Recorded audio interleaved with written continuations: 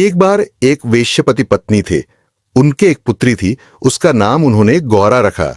बेटी के बाद उन्हें संतान नहीं हुई तो उन्होंने एक पंडित जी से पुत्र प्राप्ति का उपाय पूछा। तो पंडित जी ने उन्हें पशुपतिनाथ जी के नाम से 5 सोमवार के व्रत करने की सलाह दी।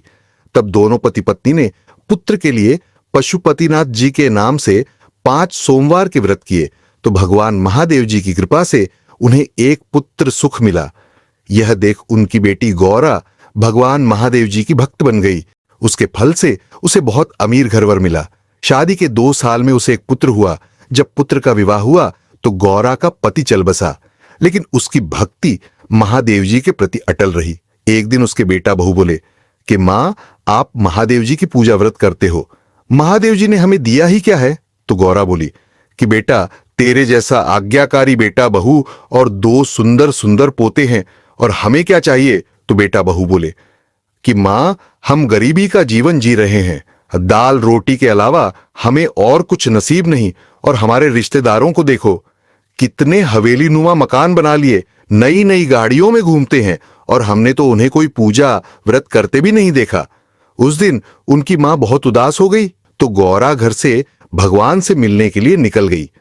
चलते चलते रास्ते में उसे उसकी 3 सखियां मिली। वे पूछने लगी कि अरे गौरा, तू कहां जा रही है?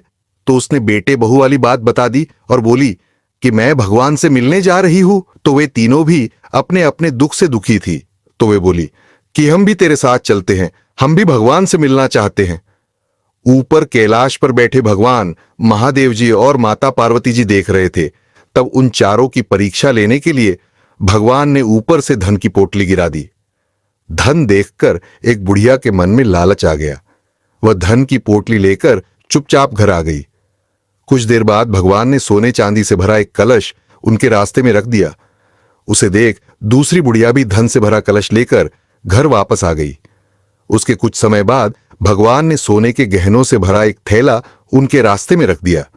सोने के गहने देख तीसरी बुढ़िया भी गहनों का थैला लेकर घर आ गई। अब गौरा अकेली चल दी। रास्ते में भगवान ने आंधी तूफान कर दिया, मूसलाधार बारिश कर दी, लेकिन सच्चे भक्त को न धन चाहिए न ही कोई बाधा रोक सकती है। उसकी सच्ची भक्ति देखकर भगवान ने उसे दर्शन देकर कहा कि बेटी, तू वापस घर जा, तेरे बेटे बहू की सब मनोकामना मैं पूरी कर दूंगा। गौरा जब घर आई तो उसने देखा उसका 2 कमरे के मकान की जगह सुंदर हवेली नुमा मकान था।